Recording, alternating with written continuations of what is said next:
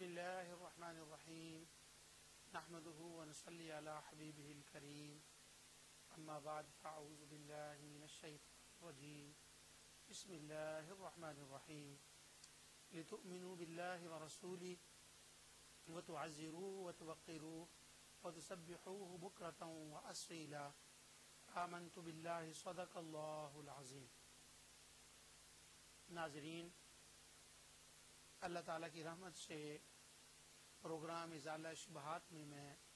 شرک فی المحبہ کے اوپر گفتگو کر رہا ہوں، اور یہ ٹاپک میں نے اس لیے شروع کیا تھا کہ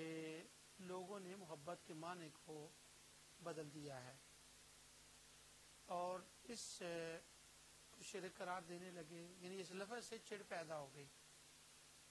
اس کے اوپر میں اللہ تعالیٰ کی توفیق سے مختلف حوالوں سے گفتگو کر رہا ہوں۔ جب میں نے یہ محبت شرک فی المحبہ کا پروگرام کیا ہے، اس سے پہلے میں نے تبرکات شرک فی التبرک اور شرک فی الادب پر گفتگو کی تھی۔ اصل میں ادب اور تبرک اور محبت، یہ تینوں کا آپس میں بڑا گہرا تعلق ہے، کیونکہ جب کسی کے ساتھ محبت ہوتی ہے تو بندہ اس کے آثار سے محبت کرتا ہے اور اس کا ادب کرتا ہے، اور جب کسی سے محبت نہ ہو، محبت دل سے نکل جائے، تو نہ تو محبوب کے آثار یعنی ان کی چیزوں سے محبت ہوتی ہے اس کو، اور نہ اس کا وہ ادب کرتا ہے، بلکہ جب وہ اس کا نام لیتا ہے تو اتنی بے رخی سے نام لیتا ہے کہ گویا اس کو وہ اس کے نزدیک وہ اس کی کوئی اتنی بڑی اہمیت نہیں ہے۔ وہ یوں سوچنے لگتا ہے کہ ایک میں بھی انسان ہوں اور ایک یہ بھی انسان ہے، تو مجھ میں اس میں کیا فرق ہے، تو میں اس کا کیوں ادب کروں اور اس کی چیزوں کو میں کیوں اہمیت دوں۔ لیکن جب وہی ادب ہوتا ہے، جب وہ محبت ہوتی ہے، تو پھر ادب یوں آتا ہے کہ وہ اپنا سر جو ہے، اپنی آنکھیں اس کے سامنے جھکا لیتا ہے، اور جب گفتگو کرتا ہے، اس کا نام لیتا ہے، تو 10 القاب لکھا کر اس کا نام لیتا ہے۔ تو ہمارے جو وہ دوست جو ان چیزوں ان فلسفوں کو نہیں مانتے، اس کے خلاف دن رات وہ جہاد میں لگے ہوئے ہیں، وہ اس پر بھی ان کو اعتراض ہے کہ کسی کا نام لیتے وقت اس کے ساتھ 10 القاب کیوں لگاتے ہیں۔ لیکن ہم کہتے ہیں یہ تقاضۂ محبت ہے اور یہ تقاضۂ ادب ہے۔ اب وہ 10 نام القاب کیوں لگاتے ہیں اور اس کے دلائل کیا ہیں، اس کے اوپر انشاءاللہ اگلی گفتگو میں اس کے اوپر بیان آئے گا۔ لیکن آج جو میں یہ بتانا چاہتا ہوں وہ یہ ہے کہ محبت ہو تو ادب ہوتا ہے، محبت ہو تو اس کی چیزوں سے محبت ہوتی ہے۔ اگر محبت نہ ہو تو اس کا نام ایسے لیتا ہے جیسے وہ فلاں تھا نا، ہاں وہ تھا نا، جی ہاں وہ، ایسے اس کا نام لیتا ہے۔ تو جن لوگوں نے محبت رسول کے خلاف کام کیا، کتابیں لکھی، اس کے اوپر تقاریر کی اور اس کے اوپر سیمینار کیے اور ہزاروں سالوں سے اس کے اوپر کر رہے ہیں، ہزاروں سالوں میں غلط کسی منہ سے نکل گیا،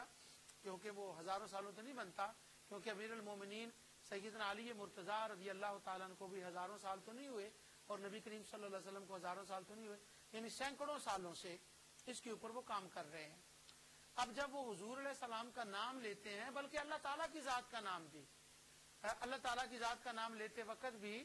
ان کی زبان سے کچھ ایسے الفاظ نکل جاتے ہیں جو اللہ تعالیٰ کی شان کے خلاف ہوتے ہیں، اور اللہ تعالیٰ کی ادب ان میں ادب نہیں ہوتا۔ اور رسول اللہ صلی اللہ علیہ وسلم کے لیے تو اللہ اکبر، اس کی تو کوئی حد ہی نہیں، وہ تو شروع ہو جاتے ہیں۔ آج محبت نہ ہونے کی وجہ سے جو زبان پر بے ادبی آ جاتی ہے نا، اس کا ایک نمونہ میں آپ کو بتاتا ہوں کہ جب محبت نہ ہو تو زبان پر بے ادبی کے الفاظ کیسے آتے ہیں، اور جب ادب ہو تو محبت کے الفاظ کیسے آتے ہیں، اور جب محبت نہ ہو تو وہ زبان کیسے چلتی ہے، اور جب محبت ہو تو زبان سنبھل کر کیسے قدم رکھتی ہے۔ اور جن کو محبتیں تھیں انہوں نے اپنی زبان کا استعمال آقا دو جہاں صلی اللہ علیہ وسلم کے لیے کیسا کیا، وہ الفاظ کیا استعمال کرتے تھے، اور جن کے اندر محبت نہ تھی وہ الفاظ کیا استعمال کرتے تھے اور کرتے ہیں اب بھی، اس وقت بھی۔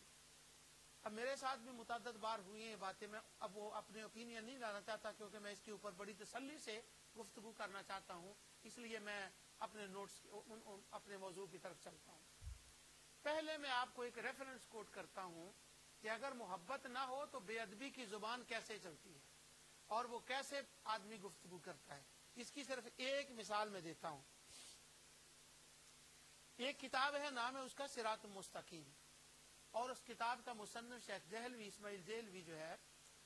اس نے نبی اکرم نور مجسم صلی اللہ علیہ وسلم کے بارے میں بہت سی باتیں تقویۃ الایمان میں ایسے لکھی، یہ شرک ہے، یہ شرک ہے، اور حضور کو ایک بڑے بھائی کی طرح سمجھنا چاہیے، ان کو بشر سی ان کی تعریف کرنا چاہیے، بڑھانا چڑھا، بہت ایسی باتیں کی ہیں، ان کا بیان نہیں، لیکن یہ اس کا انداز تھا، کیونکہ محبت رسول اندر نہ تھی،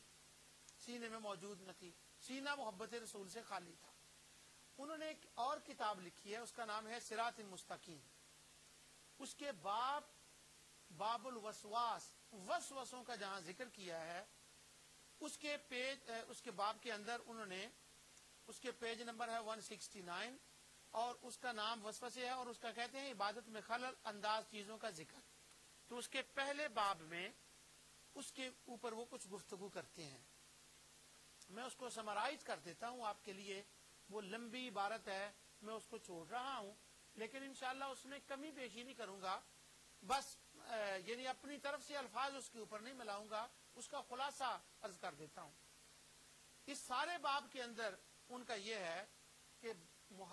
عبادت کے اندر کیا چیزیں خلل انداز ہوتی ہیں۔ اب انہوں نے ایک مثال دی، وہ مثال دے کر بات سمجھاتے ہیں، کہتے ہیں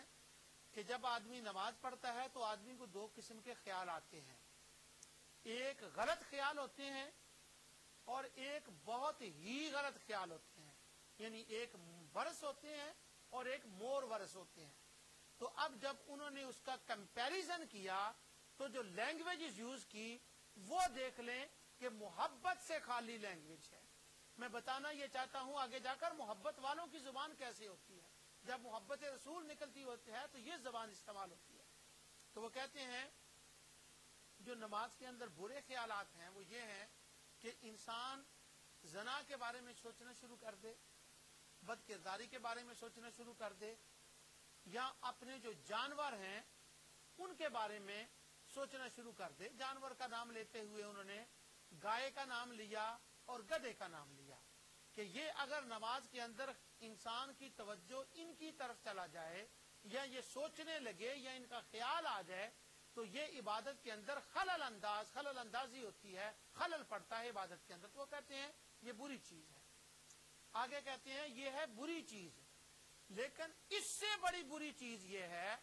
کہ اور وہ شرک ہو جاتا ہے اگر کوئی آدمی نماز کے اندر نبی اکرم نور مجسم صلی اللہ علیہ وسلم کے بارے میں سوچنے میں اپنی ہمت کو لگا دے، زور دے کر حضور کا خیال لانے لگے تو یہ شرک ہو جاتا ہے، اور یہ بدترین خیال ہے، اور یہ گھوڑے اور گدھے کے بارے میں جو سوچ پیدا ہوئی تھی نعوذ باللہ یہ اس سے بدتر خیال ہے۔ اب جب انہوں نے یہ مثال دی تو یہ دیکھیں مثال کے لیے انہوں نے الفاظ کا کیا انتخاب کیا کہ نبی اکرم نور مجسم صلی اللہ علیہ وسلم کے خیال کو، تصور کو گدھے، خچر اور گھوڑے کے خیال کے ساتھ انہوں نے ایک ساتھ اس کی مثال دے دی۔ یہ تنقیس جو کی یہ اس وقت انہوں نے تنقیس کی، اس وقت بے ادبی کی کیونکہ دل محبت رسول سے خالی تھا، اور کہتے ہیں یہ شرک ہو جاتا ہے۔ اور اس کے اوپر اگر انٹرنیٹ کے اوپر تقریریں سنیں آپ لوگوں کی کہ عبادت بغیر خلل کے پڑھنی چاہیے تو درجنوں نہیں سینکڑوں تقاریر اس کے اوپر اس وقت کا آپ کو خوارج علماء کی ملیں گی جو یہ کہتے ہیں کہ رسول اللہ صلی اللہ علیہ وسلم کا خیال یا اولیاء اللہ کا خیال وہ شرک کی طرف لے جاتا ہے۔ آگے انہوں نے ایک دلچسپ بات لکھی ہے، وہ کہتے ہیں اگر ایک نماز، ان کے حساب سے میں دلچسپ کہہ رہا ہوں، ہمارے حساب سے تو وہ کفریہ ہے۔ وہ کہتے ہیں کہ اگر کسی نے ایسی نماز پڑھ لی کہ اس کا دھیان رسول اللہ صلی اللہ علیہ وسلم گنبد خضرا کی طرف لگا رہا تو بعد میں اس کے اوپر فائن ہے، یہ جرمانہ ہے کہ وہ یوں کرے کہ اگر 4 رکعتیں پڑھی ہیں تو 4 اور جرمانے کے طور